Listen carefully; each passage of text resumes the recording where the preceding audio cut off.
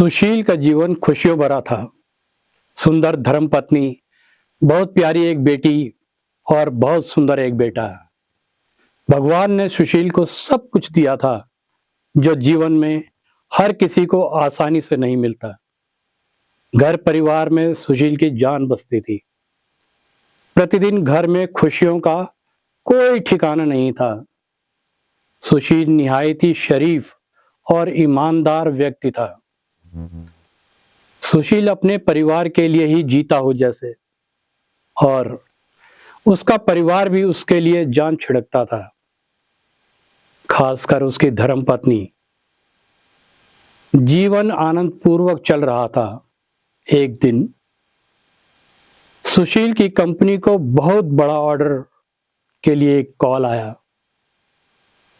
सुशील का बॉस तो मानो आसमान में उड़ने लगा हो। क्लाइंट पहले एक मीटिंग करना चाहता था, जो मीटिंग बंबई महाराष्ट्र में होनी थी। सुशील के बॉस को लगा कि इस मीटिंग के लिए सुशील को ही भेजा जाए,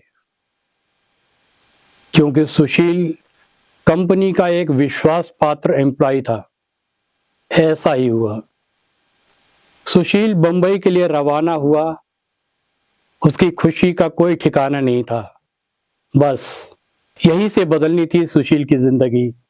सुशील को मीटिंग के लिए होटल बुलाया गया। सुशील जब मीटिंग में गया तो उसके दिमाग में यही बात थी कि यह डील जैसे भी हो पॉजिटिव होनी चाहिए। और सुशील द्वारा दी गई प्रेजेंटेशन के बाद यह डील फाइनल हो गई। तो उन लोगों ने कहा कि आप बताइए आप क्या लेंगे। तब सुशील ने कहा, मैं कोल्ड ड्रिंक्स लूंगा। तब उसमें से दो लोग हंसने लगे और बोले, यार शाम को कोल्ड ड्रिंक कौन पीता है, आप हमारे साथ हार्ड ड्रिंक लीजिए। जब आपकी कंपनी के साथ हमारी कंपनी जुड़ेगी तो यह वजह भी है जिससे चीयर्स किया जाए। सुशील धर्म संकट में फंस गया, क्योंकि उसने कभी शराब नहीं पी थी, पर उस दिन उसको मजबूरी में उन लोगों के साथ शराब पीनी पड़ी। और उसके बाद वो डील सुशील की कंपनी को मिल गई। सुशील ने जैसे ही बॉस को ये बताया कि डील हमारी कंपनी को मिल गई है, बॉस ने फोन पर ही सुशील का प्रमोशन कर दिया। फिर प्रमोशन के बाद कंपनी की ओर से शहर दर शहर सुशील को जाना पड़ता था। ऐसे ही सुशील को अब पार्टी में जाना और शराब पीना उसको ऐसा लगने लगा मानो शराब की वजह से ही डील हो रही है। शराब पीना मानो अब सुशील की सफलता की गारंटी बन गया और उसका शौक बन गया हो। अब सुशील पूरी तरह से शराबी बन गया। पत्नी और बच्चों के लिए अब उसके पास समय ही नहीं बचा, क्योंकि वो काम के बाद सिर्फ और सिर्फ शराब पीने के बहाने ढूंढता था।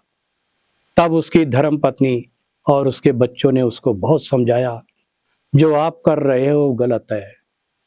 पहले आप ऐसे बिल्कुल नहीं थे।